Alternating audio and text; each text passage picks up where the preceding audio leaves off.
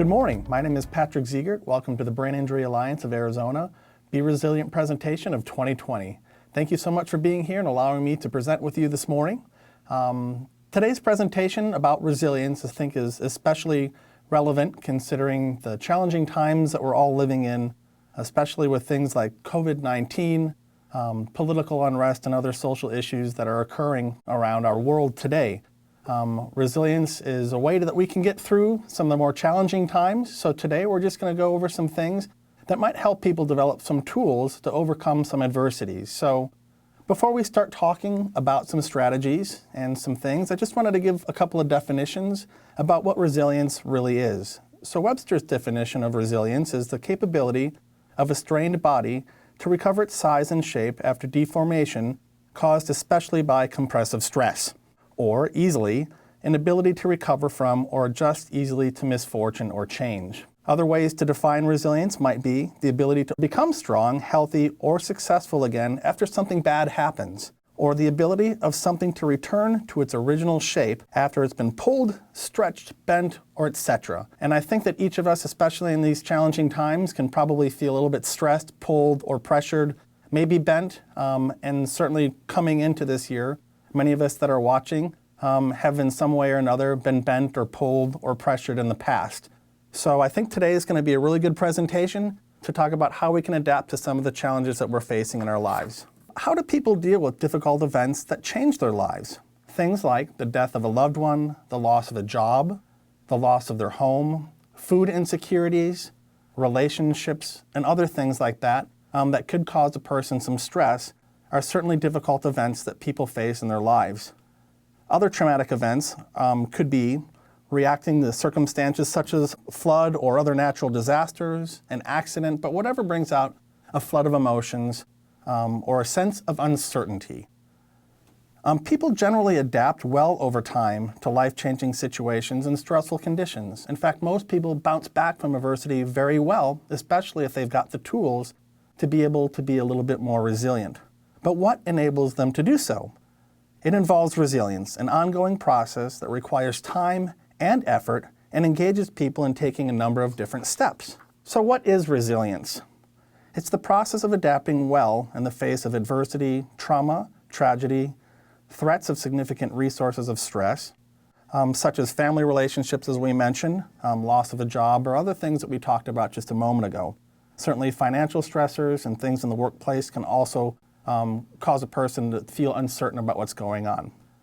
But resilience means bouncing back from these difficult experiences. Research has shown that resilience is ordinary, but not extraordinary. People commonly demonstrate resilience. One example is the response of many Americans to the September 11th, 2001 terrorist attack and individuals' efforts to rebuild their lives. Being resilient does not mean that a person doesn't experience difficulty or stress. Emotional pain and sadness are common in people who have suffered major adversity or trauma in their lives. In fact, the road to resilience is likely to involve considerate emotional stress. Resilience is not a trait that people have or do not have. It involves behaviors, thoughts, and actions that can be learned and developed in anyone. So what are some factors of resilience? There's a combination of factors that contribute to resiliency. Many studies show that the primary factor in resilience is having caring and supportive relationships within and outside the family. That means good, strong social and family supports that you can rely on when times get tough, so that you can have someone that can hear and understand you and be there for you where you're going through these times of uncertainty. Relationships that can create love and trust, positive role models offer encouragement and can provide reassurance to help bolster a person's resilience. Several additional factors are associated with resilience, including the capacity to make realistic plans and take steps to carry them out, a positive view of yourself and confidence in your strengths and abilities, skills in communication and problem solving, and the capacity to manage strong feelings and impulses. All of these factors that people can develop in themselves. What would be some good strategies for developing resilience? Resilience is a personal journey. People do not all react to the same situations in the same ways. In fact, traumatic events affect people very differently in different ways, and that's based on several things, including previous trauma they've experienced, perhaps their childhood experiences, and just how they perceive the world around them in general. An approach to building resilience that works for one person might not work for another, and people use varying strategies as well. Some variation may reflect cultural differences as well. A person's culture might have an impact on how he or she communicates feelings and deals with adversity. For example, whether and how a person connects with significant others, including extended family members and community resources. With growing cultural diversity, the public has greater access to a number of different approaches to building resilience. Some or many of the ways to build resilience in the following ways may be appropriate to consider in developing your own personal strategy. So here's 10 ways a person might be able to help build their resilience. Make connections. Good relationships with close family members, friends, or others are important. Accepting help and support from those who care about you and will listen to you strengthens resilience. Some people find that being active in civic groups, faith-based organizations, or other local groups provides social support and can help with reclaiming hope. Assisting others in their time of need can also benefit the helper. Avoid seeing crises as insurmountable problems. You can't change the fact that highly stressful events happen, but you can change how you interpret and respond to these events. Try looking beyond the present to how future circumstances might be a little better. Note any subtle ways in which you might already feel somewhat better as you've dealt with these situations. Accept that change is a part of living. Certain goals may no longer be attainable as a result of adverse situations. Accepting circumstances that cannot be changed can help you focus on circumstances that you can alter. Move towards your goals. Develop some realistic goals. Do something regularly, even if it seems like a small accomplishment, that enables you to move towards your goals. Instead of focusing on tasks that seem unachievable, ask yourself, what's one thing I know I can accomplish today that helps me move in the direction I want to go? Take decisive action. Act on adverse situations as much as you can. Take decisive actions rather than detaching completely from problems and stresses and just simply wishing that they would go away. Look for opportunities for self-discovery. People often learn something about themselves and may find that they have grown in some respect as a result of their struggle with loss. Many people who have experienced tragedies and hardship have reported better relationships, greater sense of strength even while feeling vulnerable, increased sense of self-worth, a more developed spirituality, and heightened appreciation for life. Nurture a positive view of yourself. Developing confidence in your ability to solve problems and trusting your instincts helps build resilience. And keep things in perspective. Even when facing very painful events, try to consider the stressful situation in a broader context and keep a long-term perspective. Avoid blowing the event out of proportion. Maintain a hopeful outlook. An optimistic outlook enables you to expect that good things will happen in your life. Try visualizing what you want rather than worrying about what you fear. Take care of yourself. Pay attention to your own needs and feelings. Engage in activities that you would enjoy and find relaxing. Exercise regularly. Taking care of yourself helps to keep your mind and body primed to deal with situations that require resilience. Additional ways of strengthening resilience may be helpful. For example, some people write about their deepest thoughts and feelings related to the trauma or stressful events. Meditation and spiritual practices help some people build connections and restore hope. The key is to identify ways that are likely to work well for you as part of your own personal strategy for fostering resilience.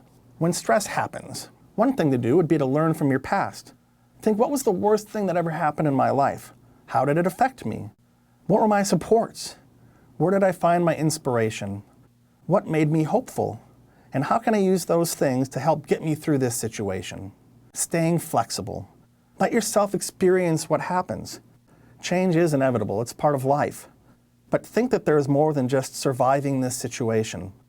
What can I learn from this? In what ways can I grow and even thrive from this situation? Oftentimes, the first reaction to things may not be the best one. Practice, if you can. Think of ways you find coping methods that worked for you before when there's a crisis, and then take a step back. This can be a good exercise to prepare you for the things that might happen later on. And places to look for help. Staying social is very important. I know it's tough right now in this time when we've got so much social isolation, we're staying home and quarantining, but we can still make connections with others, close family members, people that we trust, again, belonging to different civic groups, even if online, make sure that we're staying social. Having connections with others can give us emotional support when we need it. Some people find that writing about the experience is helpful as well. It can help focus and put things into some sort of order. Physical activity is a good way to also relieve stress. I've done these presentations for several years with the Brain Injury Alliance of Arizona, and just to give you a little bit of context about my background and how I've been able to use these different skills and strategies in my life. I'm a veteran of 2 different armed forces. I'm also a former police officer. I've got 5 deployments. My last deployment was a combat deployment in 2005 and 2006. I experienced firsthand the loss of close friends and teammates in a combat zone, a year away from close family and social supports that I had back here at home. Really made some of these things rather difficult. Relying on the people that were close to me when I was in the military was exceptionally helpful, as we had so much in common. But when I came back home from my combat deployment, I found that the events that took place when I was in Iraq had some adverse effects on me. It changed me as a person. I witnessed some things that changed my life forever, including, like I'd mentioned, the loss of friends. You know, it didn't stop with combat situations, as later on, some folks that had some troubles stemming from their combat experience lost their lives to suicide. I've also lost some close friends to car accidents, and recently I lost my mother to pancreatic cancer.